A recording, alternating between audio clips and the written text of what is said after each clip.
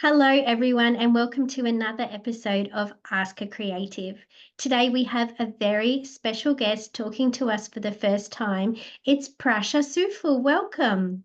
Thank you. Thanks so much for having me on today. I'm really excited to learn about this book of yours. Can you give us a little bit of a background of where did the idea come from? So the idea came from my own daughter, and so I was just looking at ways, some easy steps that I could teach self-regulation to her when she was quite young. So she was around 2 years old at the time, and I just wanted some ways that she could regulate her body and emotions quite easily. And now she's 6, so we've been using this for a couple of years, and I put it into a couple of steps and then submitted it to a publisher. It's so important. And I think especially mums having picture books as tools is such a cool thing. It's just like I always say that picture books are the best way to accidentally teach kids stuff. So have you have any background in this, or is this something that you kind of just developed with your own daughter? A little bit of both. So I'm a clinical audiologist, so I do have a bit of a background in health, and I work in health. But my daughter is on the spectrum, and as we were going through that diagnosis, I wrote my first picture book, which is called My Brain is Magic, and going through that process kind of led to this second book. Yeah, and just having a little bit of the health background, but also trying out some things with her to see what would work really help. Because I think often when kids are in a state of dysregulation, we sort of tell them to calm down, but they're not really shown how to calm down. And I think, yeah, picture books are a great way to teach kids things without them knowing that they're learning something. Absolutely. And how did you find the process? Obviously, being your second book, it wasn't as scary as the first book, but how was the process getting this one published? This one I think was a little bit easier, but it was written in rhyme, which was a bit tricky for me because I'm mostly a prose writer. So writing in rhyme and trying to get the steps to match with the numbers because the book is called Counting to Calm. So it is 10 steps. And so there's numbers there and trying to get the message across and also incorporate that with the rhyme and making sure that it's all sort of measuring up in terms of rhythm and meter was a bit tricky, but it was the same publisher, so that was a bit easier because I'd worked with them before and they were so I knew what the process was. Yeah. And the illustrations are just beautiful. Did you get any input into who was illustrating your book or what they look like at all? So an illustrator was selected. So the book is part of a series called My First. So it went along with another book, which was My Body and Me. So my first body positivity book. So the illustrator was selected to do all of these board books. But yeah, she was fantastic to work with and really tried to capture some of the movement and the action steps in the book. And it was just so bright and colorful. And it felt like it really brought the words and the actions to life. That's so beautiful. And your daughter, does she enjoy seeing the things that you've talked about now actually in this physical book that you can show her and she can show other people? Oh, she loves it. She's really proud of the books. She knows that, they were sort of written for her, and, she's sort of the main characters in a couple of them. So she's excited to take them to school and show them off and do the steps, with the other kids in class as well. Yeah. And can you give us a little bit of a sneak peek about what are some of the steps in the book? Yeah, so some of the steps go through things like stretching.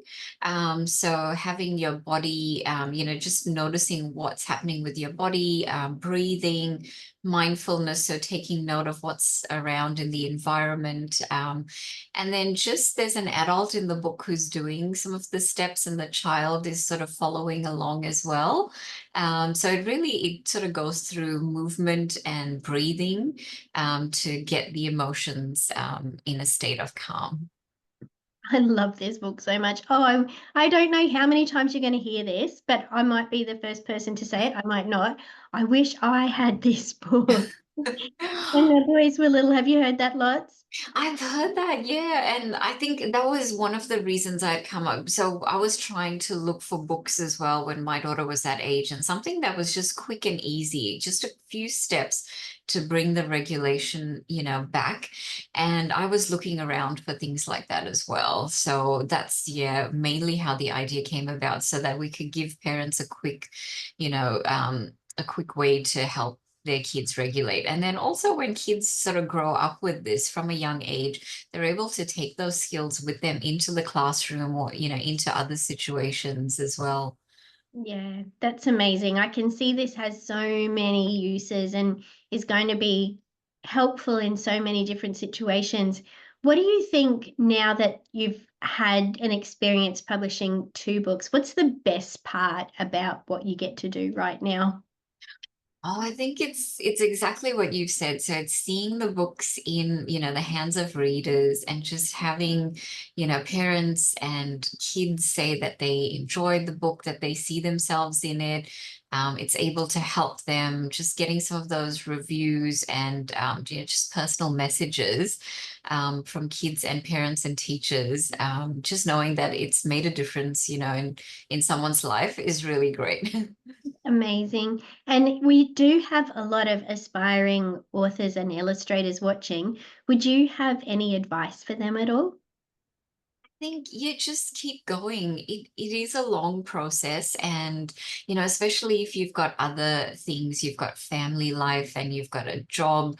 It's hard to find time to write, but also finding time to submit to publishers is quite challenging. And especially because you've got to tailor your submissions to each publisher, and that can take a long time.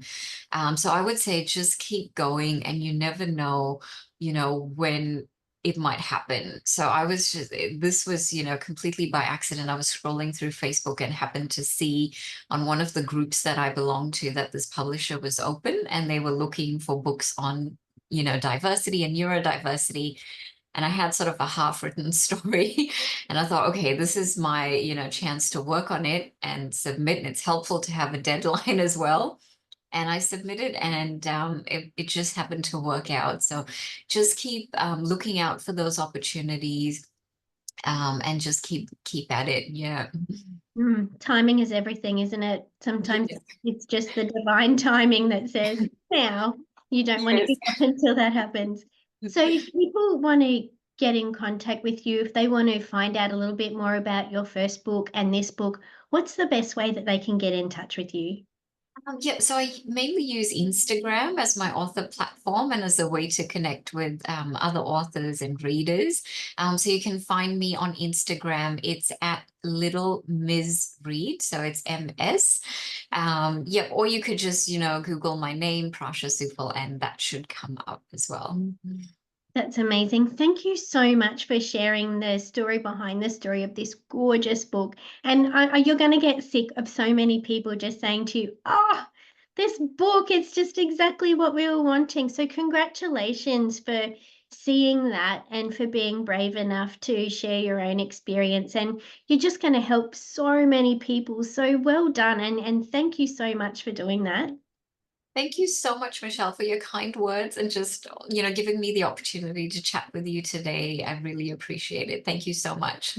Well, thank you. And if you want to find out a little bit more about Prasha's books, and you want to maybe contact her, please, in the comments, I will put a link to her Instagram page. Go and show her some love and follow her and support her, because we really do need to be supporting more creators who are focusing on neurodiverse books, who embrace diversity, and especially those of us who have lived experience. So please go and follow Prasha on Instagram. And thank you so much for joining us for another episode of Ask a Creator.